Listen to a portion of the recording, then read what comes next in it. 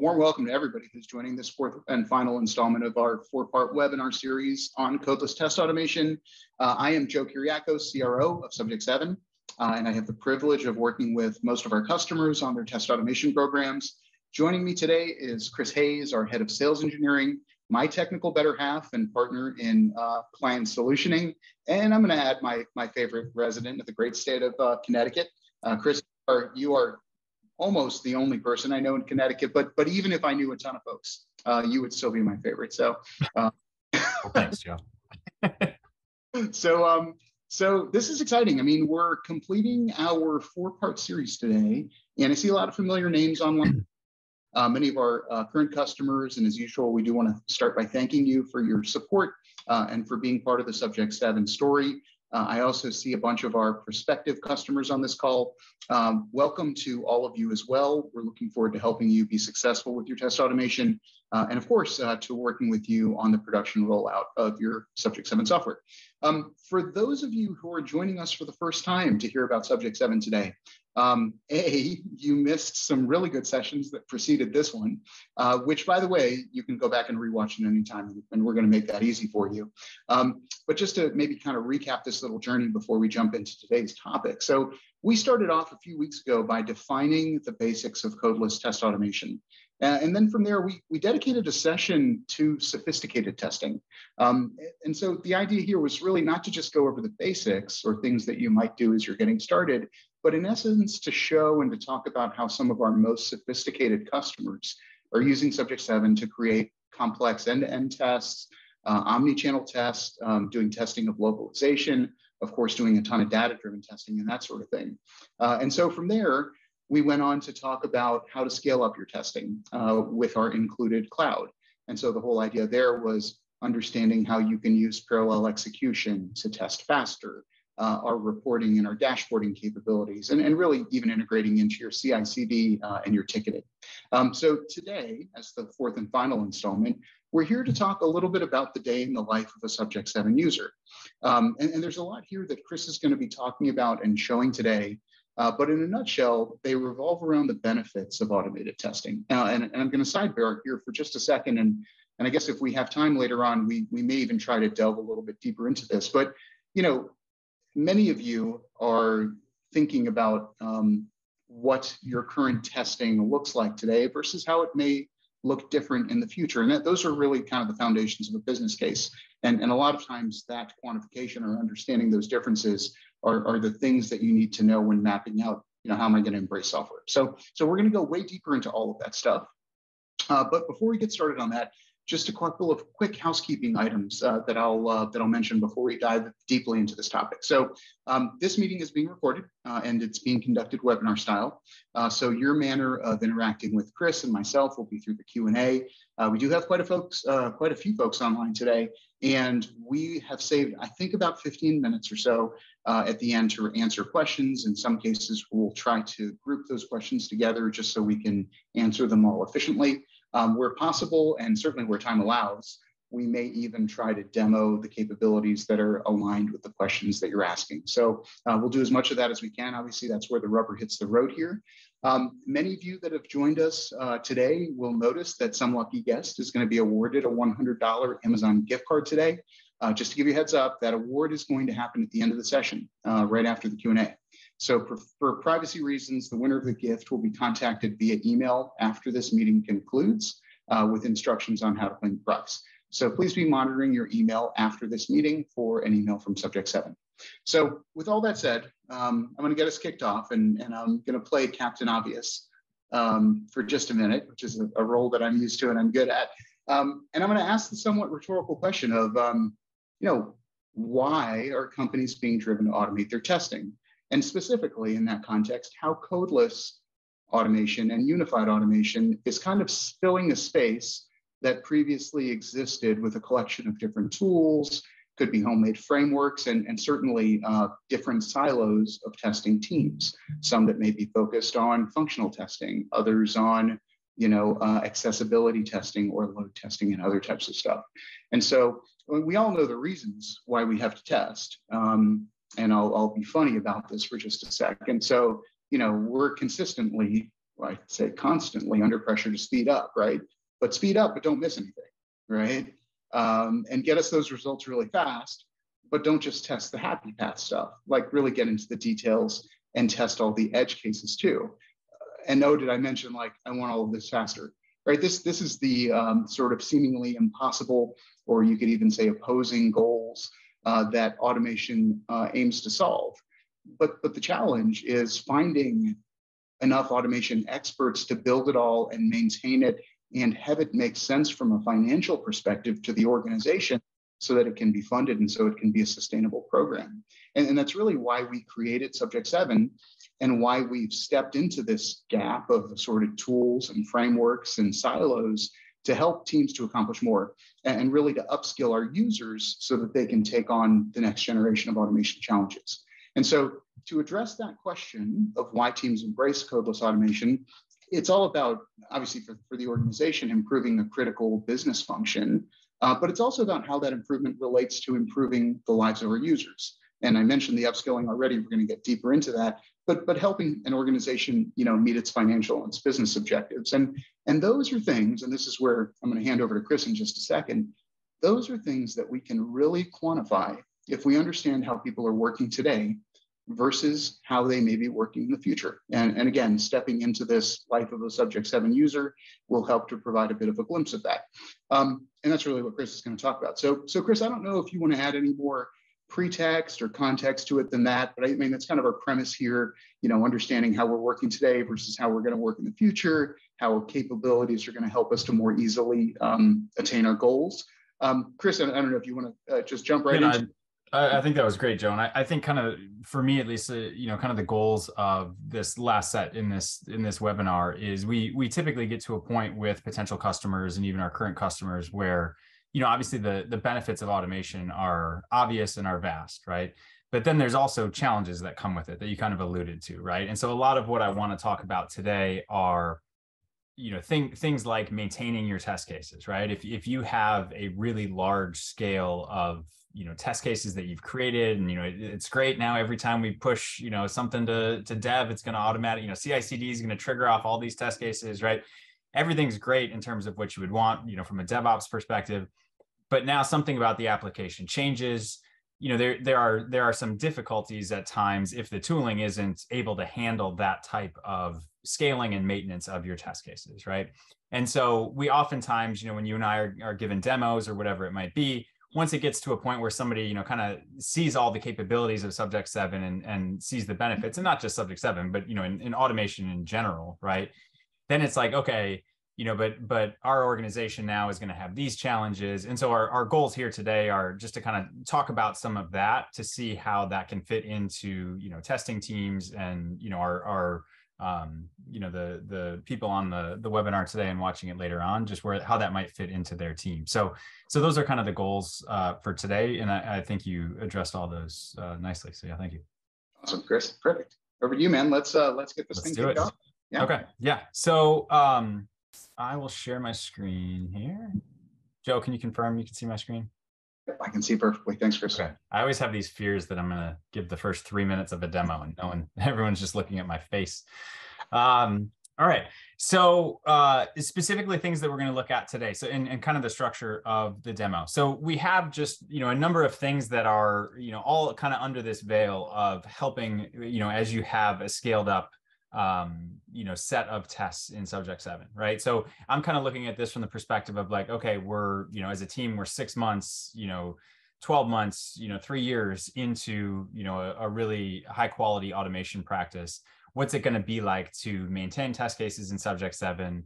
And how do we kind of go about to set up best practices from day one? So that way, when we do get to that future date, we're really, set up to succeed as best we can. And there's a lot of different things that Subject7 has in terms of those capabilities. Just to get everybody kind of on the same page. So this is the same test case that we've kind of been using throughout the webinar. If this is your first time joining, no worries. I'm going to just kind of show the automation quickly, just so that way we're all on the same page. So this is using our demo e-commerce store that we have. And we created just a nice flow where we click to log in, fill in some values. you know, click to get to the products, add something to the cart. We do a couple validations and verifications in here, and then we get to our checkout screen, right? So this is exactly as we anticipated, right? So in our test case now, and just to kind of, you know, again, a little bit of, you know, going over some of the stuff a second time, but so we created some functions in here, you know, steps, these steps here, it's 3 through 6 in this case, where we clicked login, we entered in the email, the password, and logged in. We made a function out of this, right? And again, the purpose of this is, there's many purposes, but if we have a lot of test cases that are going to perform those steps, right? In our application, this is when we, you know, we click to log in, then we, you know, filled this out and clicked here to log in. We're probably going to have, if this is our application to test, many, many test cases that need to perform those steps, right? So the benefits of the function is such that once I create it one time, now all of my other test cases can reference that same function. So if I have the need to log into a test case, I can just fire up a test case, say go to this URL, and then call my function to log into the application. That's very fast and easy to be able to do. More importantly than that, though, is, and this is where it comes into, you know, months, years down the road, if our application changes and now we, you know, need a CAPTCHA or two-factor, or, you know, we just do a redesign, right? And we have 100 test cases that all call this, you know, login capability. The fact that we have a function here, if we have 100 test cases that call it, we don't need to make 100 edits. All we do is just go to that one function one time, and I'll show how to do that. I go in here to open this function, and then any edits that I make in here are going to get made on every single test case that calls this function, right? And in fact, I believe, yeah, so we can see that, you know, this is just an example, obviously, but I've created a separate test case for each of our webinar you know, demos. And so you can see that this function is referenced by all 4 of these. If I make one edit to this, it's going to get edited in all of those test cases, right? So that's just one kind of an example of, you know, some of the benefits, right? I'm going to talk a little bit more about some later on, but another thing that I really like to do, and when we're doing trainings with Subject7, I always like to kind of at the very end of the training, I give some tips and tricks of when we're authoring a test case or when we're debugging a test case, ways to still codelessly in Subject7 edit an existing flow. And so I'm going to show kind of some examples of that. So a couple of things that we can do just to mention. So in the bar up here, we've used this button to run the test case, but I don't know that I've talked about the step over button here. So what I'm going to do is just kind of, you know, maybe I'll go side by side like this. Yeah, let's see how this goes. Okay. So that way we can see. So a couple of things when you're creating your test cases, it's one thing to just create the flow from the start, right? And, you know, we can use the recorder, which we showed, I believe, in webinar 1. We can use the recorder to very easily, you know, record the steps of our flows, right? But maybe we record something and we forgot to add a portion of it. Or maybe, you know, again, 9 months down the road, you know, the testing requirements change, and now we've got to add some steps into our test case, right? So a couple nice things that we can do in Subject7. So if we look at this step 7 here, in our initial flow, what step 7 did was it clicked on this new products link right here.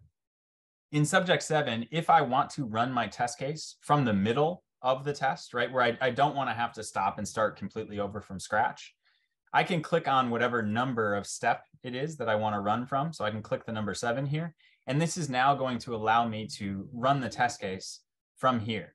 Right? This is really helpful, especially as you have longer flows. You know, you might have a test case that's 120 steps, maybe, let's say, right?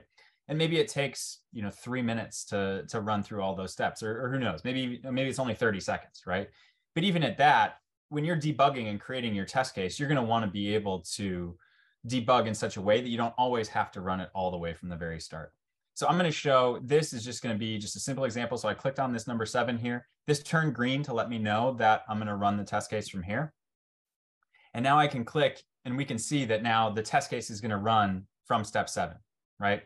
You know, might not be the most, like a perfect example of why you would want to do it, but just to show the capability that, you know, it's very easy in Subject7 to start from different parts of the test case, right? Now, a couple of the things, let's say that, you know, maybe I wanted to do that and I only wanted to go one step, right? I can click here and then I can click and just say step over. And what that's going to do is that's just going to do one step at a time. Now, if I wanted to continue going, I could, continue to click this step over. And that's going to allow me to kind of go through my test case one step at a time, right? And I'm able to perform all of these steps. So this is really powerful. Just, as you're trying to figure out, maybe, you created a test case. That I took too long on that. That was doing a verify text in here, but this is just nice if you're trying to figure out maybe why a test case failed or something like that. It's nice to have that capability. Now, other things we can do is we can also set breakpoints in our test case. So I can say right now that I want to run my test case from step 11 and have it run all the way through and stop before step 13. So, oops, hold on. Sometimes as I talk, I I don't necessarily start things in the right spot. So let's go here. We'll run it from here. So we'll go new products, add to cart. This is where the timing kind of mattered on that part in the automation. I was talking through it. But so now we can see that, we started at step 7 and then we went right here and we stopped, just before we get to step 13. Okay. So these are nice, just kind of tips and tricks that as you're, creating your test case, you can kind of debug it easily that way. Now, let's say, okay, this is, I know this is right where I want to get back to, but now I realize that I have a couple of other things that I want to add to my flow, right? To my test case. So I can check the box here. There's a couple different ways I can do this. If I want to use the recorder, I can check the box here. And now, you know what, let's step through one more. I'm going to remove this breakpoint. We'll just step through one more just to get through to here. Okay, great. All right, so let's say that now I want to click on the search button or something like that, right? What I can do is if I check this box and then I click to say record, again, now we can see that we're recording. And now if I go here and say that I'm going to click on search, as soon as I confirm this step, it's going to insert this step in between steps 13 and 14. So I click here, we can see that it added this click on search, right? So this is really powerful and really helpful where, again, if you've created a flow that, again, the spec changes or whatever it might be, you can very easily edit your test cases at a later time, right? Okay, and now if I were to continue, let's say I did my account, right, just for fun, you can see that the recorder's smart enough to just kind of continue your flow from there, right? So, all right, I'm going to go ahead and stop recording. I'm going to take these out. Okay. Now we also have the ability to skip steps. So let's say that I wanted to run my test. I'm going to kind of start over from here. So let's just say that, steps 10 through 12, this does a process that maybe it, does some API testing or, something else in a test case that, I don't necessarily need to run this right now. I can check these boxes and then I can say skip selected steps. Now, if I choose the range, that allows me to, kind of have a fast way to say skip everything from 10 through 12, right? So now I can do this. And now if I run my test case, we can see that it's going to go through and it's going to go steps, 1 through 9, right? Which 9 is kind of nested in here. And then it'll skip over these and go through this. This is really helpful, again, if you want to just be able to author your test cases a little bit quicker without having to go through all of these steps, but you don't necessarily want to delete these from your test case, right? So again, these are just, very nice things that, that Subject7 has capability-wise that as you're, as I always just like to say, a day in the life of a Subject7 user, those are things that are, very beneficial and can be really helpful and make it, even faster, especially, when you have pretty vast test coverage, right? Now, a couple other things. We also, we talked about earlier on when you're creating functions like this. That was like a DJ remix there for a second.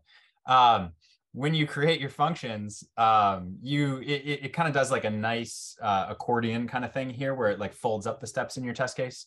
What we can do in Subject7 is I could also say, I don't know if this is a perfect example, but let's just take steps 11 through 15. I can make a group out of this.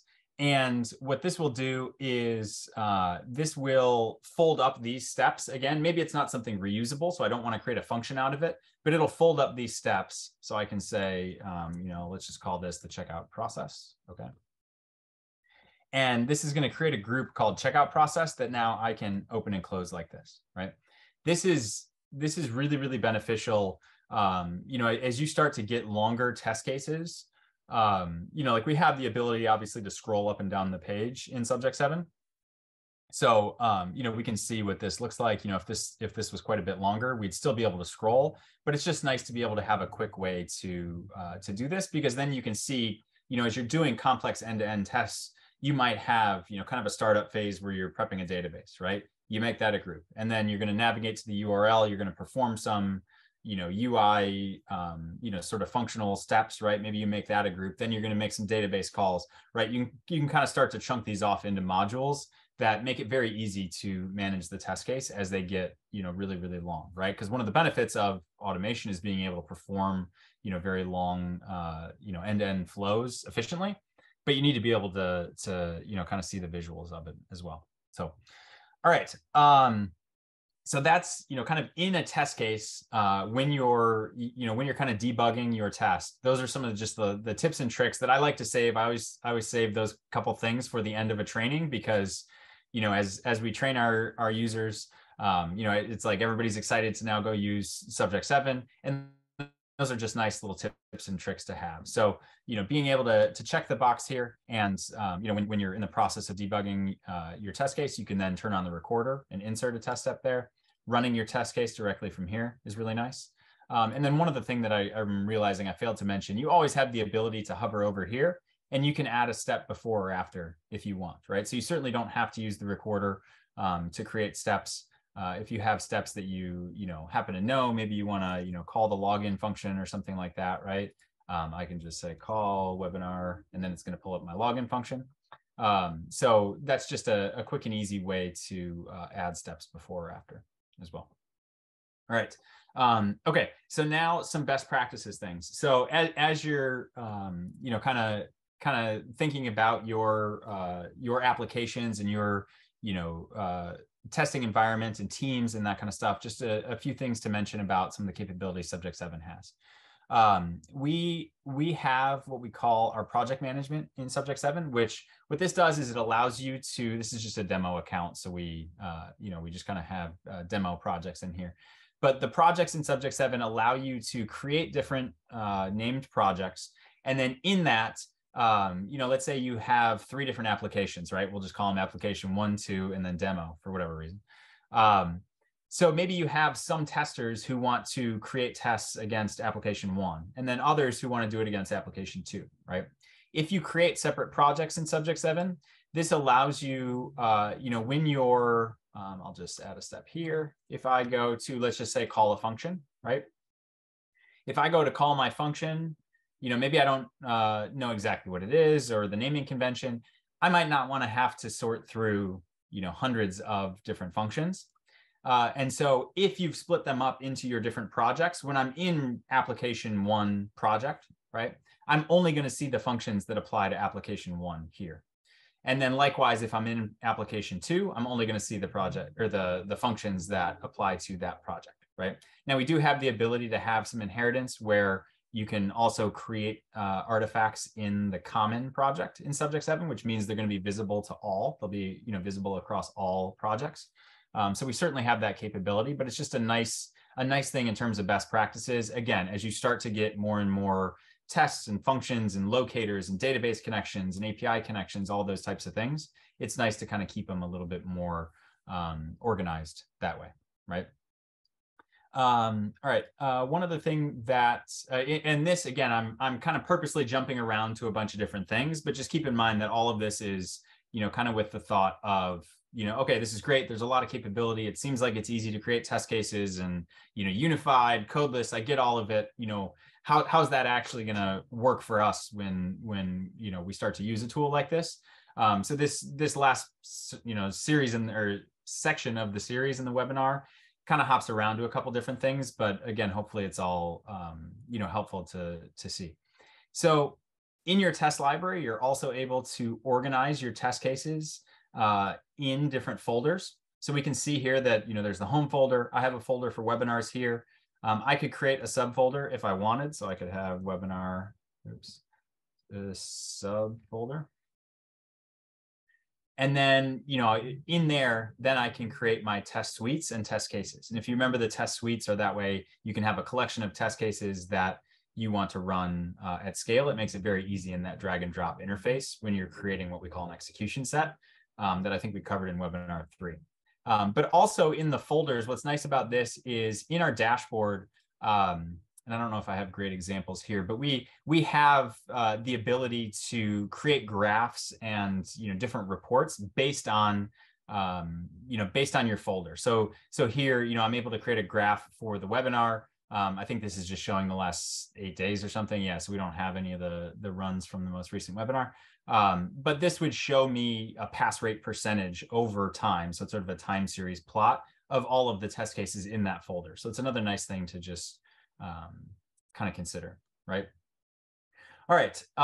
Now just a couple other things, and then Joe and I are gonna kind of discuss some business case discussions that we often see with our customers and where we're able to help out there as well. But when you are creating your test cases, you have the ability to convert your XPaths to locators. And we talked about this, I can't remember which one it was. I think maybe it was webinar 2. But I just want to kind of mention this again, that this is really, sort of best practices and makes it easier to scale your test cases in the long run. And so what this is, when you have an XPath, so this happened to be the reference to the new products button, you can make what we call a locator out of this. And this locator now can be reused across test cases and across different users and that kind of stuff in Subject7, right? So again, the idea of this is that it's really nice as your application under test may change. It's very easy to then just make the one change here, and every test case that references this locator is going to automatically get this change, right? You're able to kind of see the history of what your different changes have been, and then you can also see all of the test cases that reference this particular locator as well. So this is similar to the kind of how the functions make it much easier to, update and maintain your test cases. The locators are really crucial to that as well. All right. Now with the locators, we always like to mention as well that the naming convention is very important, because if we had maybe another teammate who's going to be doing testing and they want to click on new products, right? They're going to want to know, or they're going to want to be able to have a way to find that, right? Because as you've, created many test cases in here, you're going to have, lots of different locators, right? Now we make it easy to search. So I can do things like say new products, right? And so we can now see that, in this case, just because this is a demo account, we have many locators that have new products in it, right? But maybe I knew that, this started with ecom and then, it was ecom application, new products. Okay, great. Now I can, sort through this pretty easily, right? So the naming convention, we really like to see, if possible, to have, someone kind of take the lead in the organization to come up with a structure that's going to be consistent across all the locators. So that way, again, as you're scaling your test case authoring, it's going to keep it easy to maintain. All right, I'm just looking at other things. Okay, so now lastly, maintenance of test cases, right? We get questions about this often. So what if I have a test that was running perfectly for 6 months, and then all of a sudden the application changes? A question that we often get is, do we have self-healing? And so I just wanted to address that quickly. We definitely have self-healing. And so what that means is, if we have a reference to an element on the page that maybe, the login button slightly changed, right? So in our automation, we made a reference to this button, and now this changes to have either different text or, shows up differently.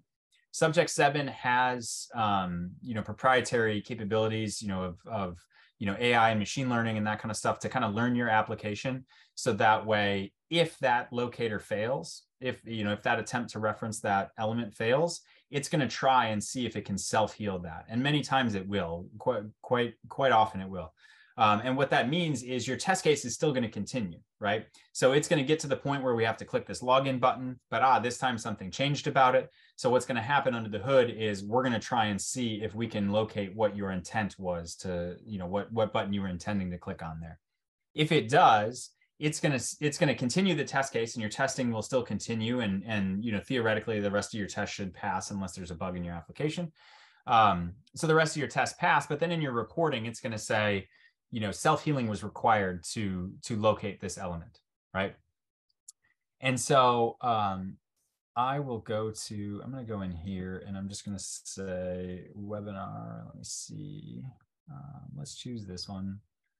So let's just say, this one didn't require any self-healing, but let's just say that, we got here and, click on new products right here, step 10.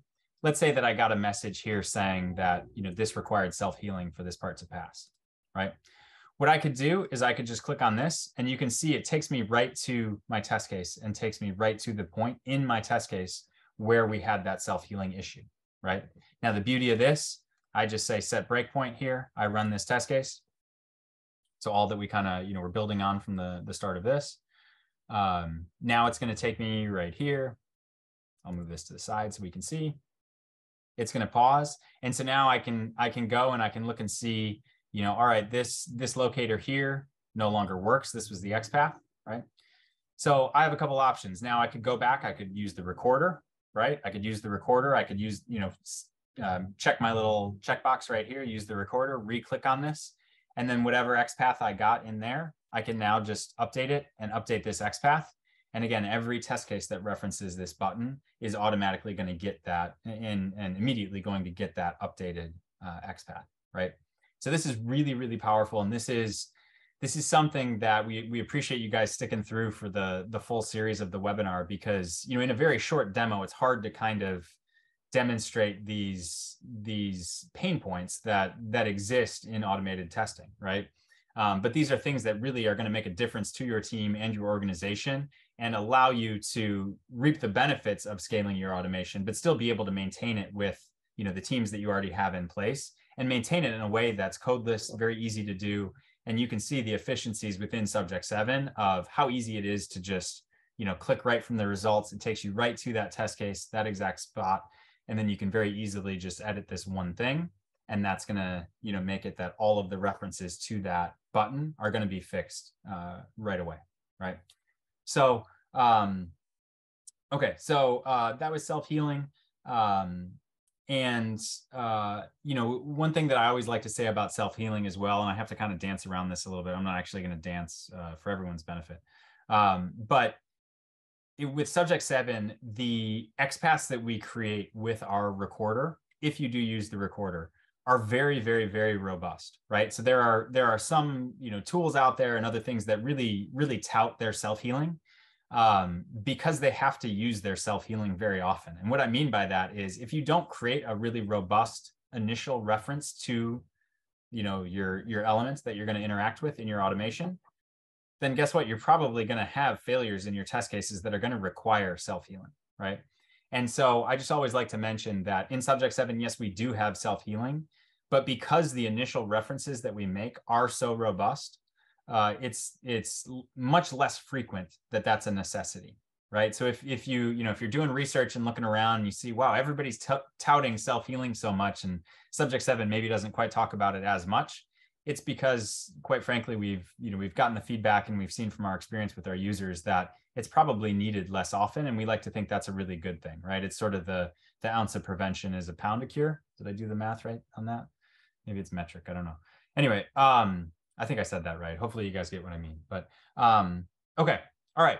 So again, this was a little bit kind of bouncing around from a couple different things, but hopefully it all kind of comes together and makes sense in the looking at it through the lens of, not only just on day one, what are the capabilities of Subject7, but what does it mean to actually use it? And, what's like I like to say, a day in the life of a Subject7 tester, what's it like, right? So with that, we still have a decent amount of time left. Joe, I know that we wanted to talk about, we often get questions in Subject7. I'm going to stop sharing my screen and just force you guys to look at this in a bigger in a bigger view. But Joe, I'll for the most part kind of defer to you on this section that I know we talked about doing, but just to kind of tee it up. So as we go through the capabilities of Subject7, we typically kind of at this point in the journey, our users come to us and say, okay, this seems really cool. It seems promising. We get the capabilities of it. We love that it's codeless and, all these things, right? However, now we have to go and we kind of have to like internally justify this as, something that's going to make sense in our team, right? And many times we're appealing to organizations that have lots of tooling that look at us and say, okay, we could do this under one roof, right? Like maybe we have, automation, we have sauce labs, we have, whatever the other tools are, right? And so there's oftentimes, situations where, a business case has to be justified and, those types of questions come up. And so that's something that we're very hands-on with our prospective customers and our current customers. And so that's something that we frequently come across and just, are happy to help with, right? So if you're watching this and you're thinking, okay, this sounds really cool, this is great, I want to use it, but oh crap, now I have to go try to, get management to approve it or, whatever it might be. That's something that we can help with as well and something we're very experienced about. So Joe, I'll kind of tee that up to you. I don't know if that's something that you want to, start talking about a little bit in terms of the business case and some of the things that, for our users. And I think, I don't know if you're okay with it, Joe, but I know there's a lot of collateral and that kind of stuff that we have that I don't know if you have like a blank template or anything like that that's scrubbed that you might be able to show to just kind of demonstrate on your end what we can help customers with. Yeah, and thanks, Chris. And I'll pull something up in a second, and I think you're hitting the nail right on the head, right? Because all these benefits have to lead up to some sort of a quantification, some sort of a estimation of how it's going to help, right? And this is where we've seen a lot of different approaches. We've worked with our clients to develop this. And Chris, as you said, in some cases they might have some old tooling that just can't scale to meet their purposes, or they've got a collection of tools or some home-built frameworks and stuff like that. And they're looking to, sort of reinvent the way that they test. And this is kind of how we help. So I'm gonna bear with me for 1 second. Let me just find the right thing. I'm gonna share it in a quick second here. Yeah, sorry to put you on the spot, Joe. But and one thing, as you're pulling that up as well, I see questions coming in on the Q&A. If anybody has anything like this last kind of chunk of time, feel free to just start, pouring questions into the Q&A section because, as we're going through this, there may be stuff that we can pick up from your questions to answer kind of in real time, but then we'll also have time specifically for Q&A at the end. So anyway, go ahead, Joe. Yeah, cool. Thanks, Chris. And by the way, this is our for most of you guys that are either customers or in trial mode with us. These slides, but there's a couple slides that we don't often talk about, and I'm gonna use these to kind of answer the question that Chris asked. And so there's I guess in almost every client that we work with, there is some blockbuster thing that has happened, or maybe it's a catastrophe that happened before they embraced Subject7. Some major defect escaped to production and it caused some reputational damage, or whatever, screwed things up so the customers couldn't order from their e-commerce platform. I mean, there's all those types of examples, and those are I mean, they're terrible when they happen to a company, but in terms of quantifying the benefits of doing better testing and having better automation, those are things that just rise right to the surface. And so, with our clients, what we've seen them do, and some of these are actually documented in our customer success stories. In one case, we had a customer that was doing, they were doing a lot of manual testing. They were going from quarterly releases and they wanted to go to monthly releases. Every time they had a quarterly release before embracing Subject7, they had about 936 labor hours of work go into the manual testing. And then they embraced Subject7, started using it, trained them up. And within about probably a 3 or 4 month period, they had automated a ton of their regression tests such that these quarterly releases, the testing that they would do manually for quarterly releases was reduced from 936 labor hours to only 7 machine hours. So imagine the labor savings, which is significant, and certainly which helps to justify the cost of software, but think bigger picture, getting defects or issues or just the green light over to your dev team within 7 hours, as opposed to having to wait several weeks for all of that testing to take place. So I'm going to go deeper into some of these, but these are just kind of examples. And by the way, every one of these headlines that you see here, if you go to our website, you can actually read the customer success story, the case study, and kind of like find out the details. But let me go to the next slide and just kind of go a little bit deeper here. So when we think, and I think when most of our customers think about how they're going to measure the organizational benefits and the impact of automated testing, and particularly for codeless and unified testing, which is what we're bringing to the table here, it kind of falls into four categories. And the first is this, faster testing / more coverage, right? And so here we're talking about accelerating our release cycles. The example I just mentioned, going from quarterly to monthly, or maybe monthly to weekly, or maybe weekly to daily testing. I mean, it all depends on, how fast you're trying to push out to production. This second one's a huge one, empowering more stakeholders to contribute to automation, right? Building your automation faster. Imagine, if your solution SMEs, your analysts, your PMs, your adjacent folks that are non-coders can suddenly start contributing to your automation. Imagine how much more automation you could accomplish and how much could be reusable consistently throughout the course of the project and the product. Faster feedback loop to development in terms of identifying defects. As soon as we can identify them, they can immediately start to fix them, so we can reduce our risk of a delay, of a production delay.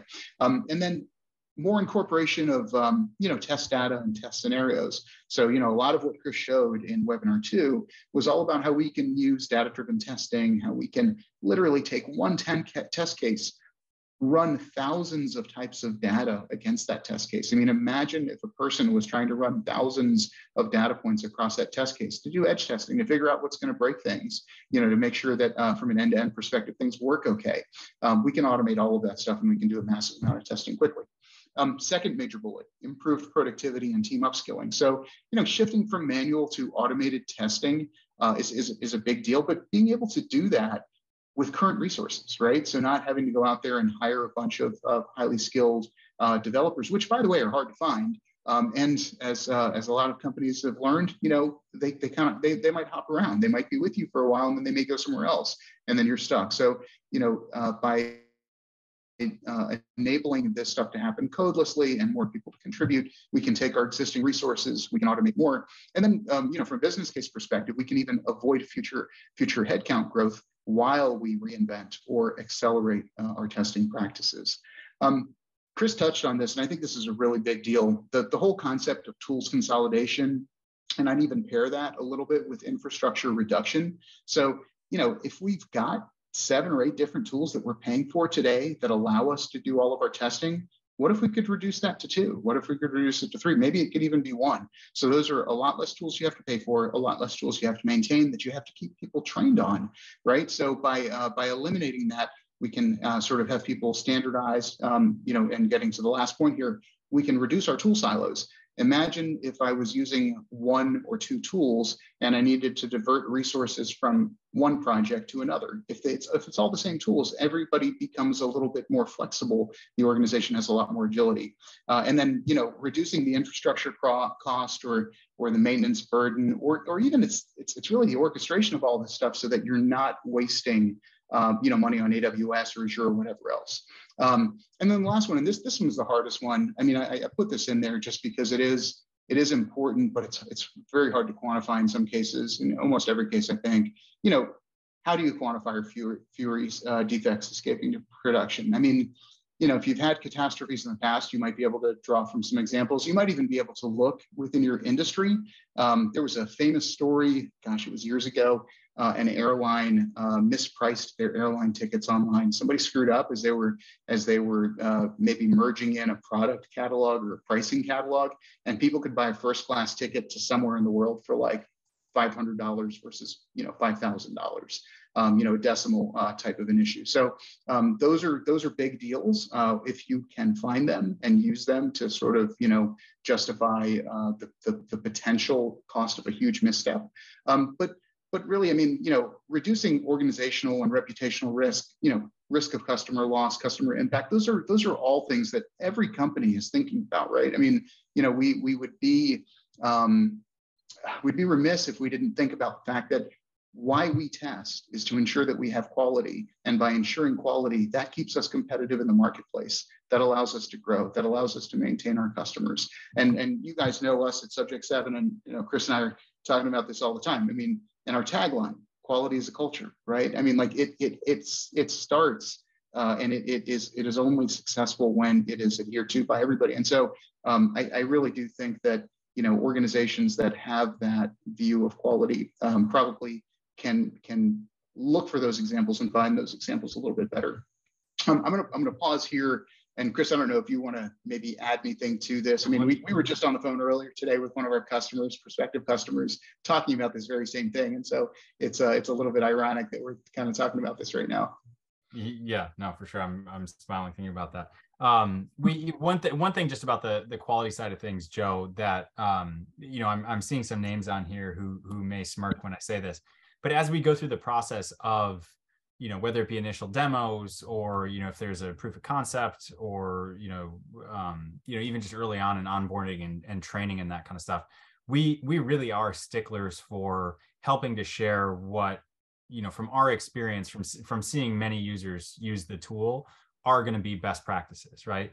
And so, through that process, we're really doing our best to, help create test cases and a testing, environments within your organization that is going to scale. And so the reason I'm thinking that some of these users may be smirking is that sometimes that kind of, I'm sort of a stickler, and the others in our company are, and sometimes it's a little bit extra effort at the start.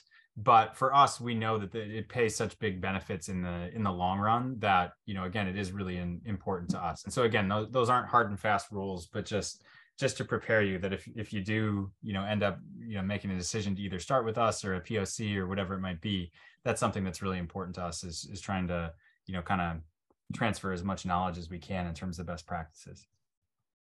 Yep. Okay. I see some questions coming in.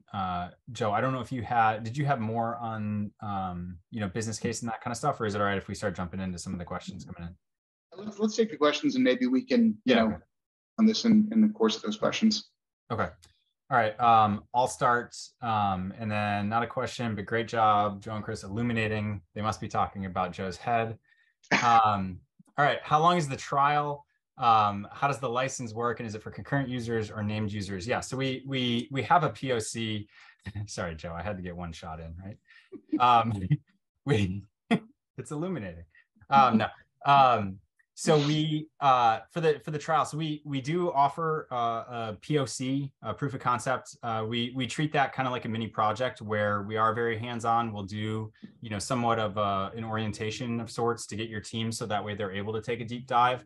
Because as we showed today, some of the things that we think kind of set Subject7 apart from the competition are things that you kind of discover the further you dive into the tool. So we really want our users on a POC to have the capabilities to not just kind of like scratch the surface, but to like create some really, powerful test cases and some end-to-end test cases, some complex test cases, and see some of the benefits of, what life is going to be like a year down the road, right? So there is that process.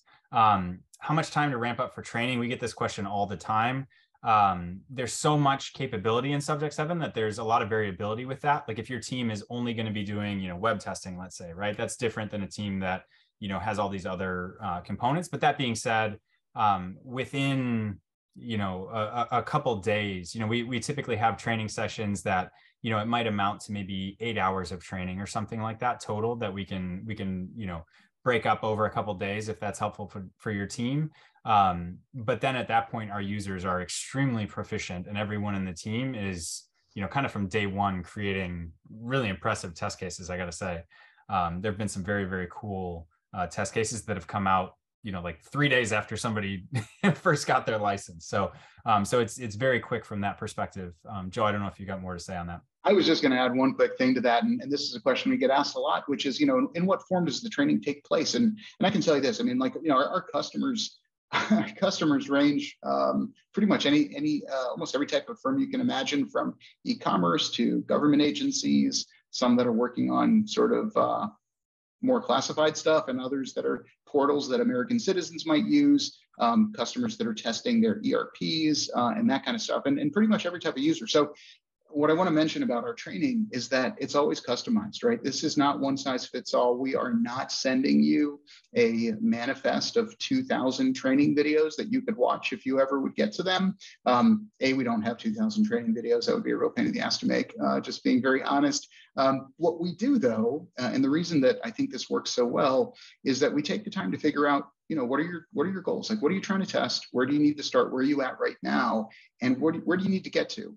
And we sort of customize the training to ensure that you're successful. You get some quick wins. And by the way, the training is not, kind of one and done type thing. And as Chris just mentioned, so we get started with a little bit of basic training just to get folks going. We usually come back after, I'll call it a little bit of a soaking in period, maybe 2 weeks, maybe 4 weeks, just to allow folks to kind of, run into some questions or want to start doing some more complicated stuff. And then, we do additional trainings afterwards. So it really, in my opinion, where the rubber hits the road, software is software. I mean, you can have the best software in the world, but if nobody knows how to use it, it's not going to deliver the results.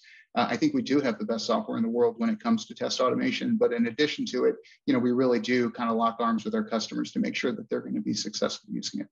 So, yeah, nice. Okay, we got 2 questions related to support. What kind of support do you guys provide, and what are the channels? Great questions. So I'll start off, and then Joe, you can chime in too. So we again, we're very hands-on with, especially at the early stages.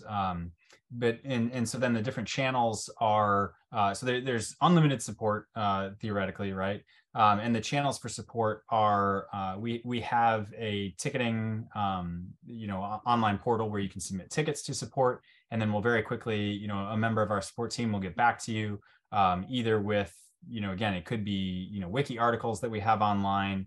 Maybe it's just a very specific answer to a question, whatever it might be. So that's really kind of the best method for contacting our support. But again, early on, there's significant training and that kind of stuff that if you draw the short straw, you'll get me on the training.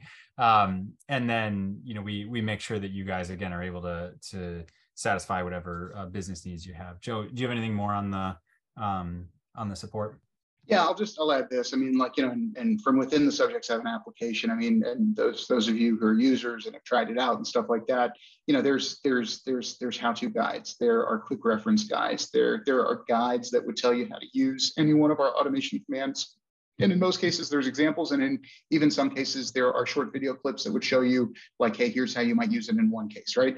And so, we've invested a lot into making it easy to kind of get a little bit of self-service help and support, like, when you've got a question or you just want to fine tune something or something like that. But then, as Chris said, when you do have a question, our team is kind of on standby to help you, and certainly to sort of particularly if you're finding that something isn't working correctly, let us know, open a ticket, check our FAQs, ask a question to our user community. I'm always amazed at how many times users are asking or answering other users' questions and stuff like that. So there's a bunch of those paths as well.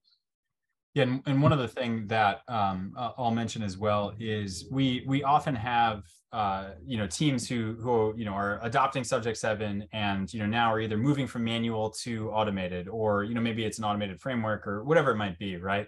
And for those teams, we understand that you get a new tool, you want to start automating. Day one, you want to have as many test cases automated as possible, right? But we know that your teams who are going to be authoring the test cases in Subject7, it's not like they didn't have any work to do, yesterday or last week, or they have nothing on their calendar for next week, right? Like there's always stuff to do, right?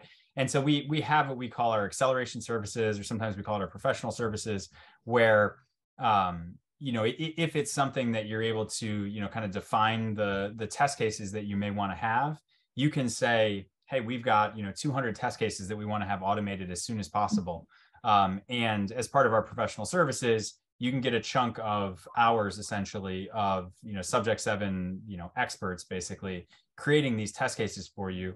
And so we have many users who take advantage of that. So that way, maybe it's not day one, but 3 weeks into it now, they've got 200 test cases that have been automated already. And that kind of helps set the tone for naming conventions and best practices and those types of things, right?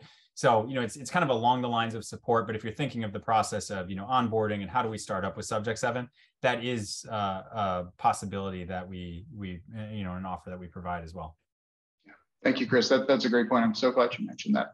I know, and I think we've gotten through most of the questions here, and I know we're up against time, and I do want to just kind of close this out real quick. So, for everybody who's joined us for these meetings, and Chris, I want to thank you in particular, just particularly here, because I think sometimes it's helpful to see real and tangible examples of how we can reduce the maintenance burden of our test cases, or apply best practices, or, think through what a business case might look like given where we are and where we're trying to get to on our particular project or product or whatever else. And so, and I just want to say also, like, thanks for the great questions, because, there's a lot to this, and we're here to help you guys, as you sort of plan through your angle of attack or whatever. But taking a step back from that, for everybody who's joined us on these calls, this one in particular, thanks for attending. Thanks for investing an hour with us to learn a little bit more about what we're working on. We really do appreciate that. You can probably tell we are ridiculously excited about what we work on here at Subject7, and how we're helping our customers reinvent the way that they do their testing. And we definitely look forward to the opportunity to work with you and hopefully support your automation journey. Last couple of quick housekeeping things before folks jump off. So everybody who attended the call today is going to receive an email with instructions on how to access the recording in case you'd like to check out the replay. Since this is the last in our series, we might even, and Geraldine, I know you're listening in on this, we might even include the links to the 3 previous webinars just to kind of put them all in one place and make it easy if you want to rewatch anything that you might have missed before. So be on the lookout for that email. I was also informed that a lucky winner has been selected for our gift card. You're going to be contacted, as I mentioned before, at the email address that you used at the time of your sign up. So keep an eye out for that email. It's going to happen. You'll get it within 30 minutes from now. So, if you're waiting by your computer, you need not wait any more than 30 minutes or so. For those of you that joined that had questions that either we didn't have a chance to answer, or maybe we didn't fully answer, or if you just want to learn more or maybe even, try Subject7 out, just drop us a quick email. My email, Chris's email, will be included in the follow-up note. We'd love to connect with you guys, figure out what you're working on, figure out how we can help to support you. And then, final quick things. This is the last of our webinars for 2022. We will start a new learning series in 2023. I hope that you guys will be on the lookout, and hopefully you'll be able to join us for some of those as well. We'll be sure to share those topics, once we get into the new year. But before we get there, I just want to personally thank all of you for joining us, and in many cases for being our customers. And really, that's from all of us at Subject7. With the holidays approaching, it's always a good time to reflect. And on behalf of our entire team, we just want to wish you guys all a warm, peaceful, a safe and happy holiday season, certainly a healthy and a prosperous new year. We are truly grateful for the opportunity to work with so many great teams and people, and we wish you and your families the warmest of season's greetings. So with that, we'll go ahead and close out. We'll look forward to reconnecting in 2023. But until then, like we always like to say over here, happy automating, and we'll catch you guys later.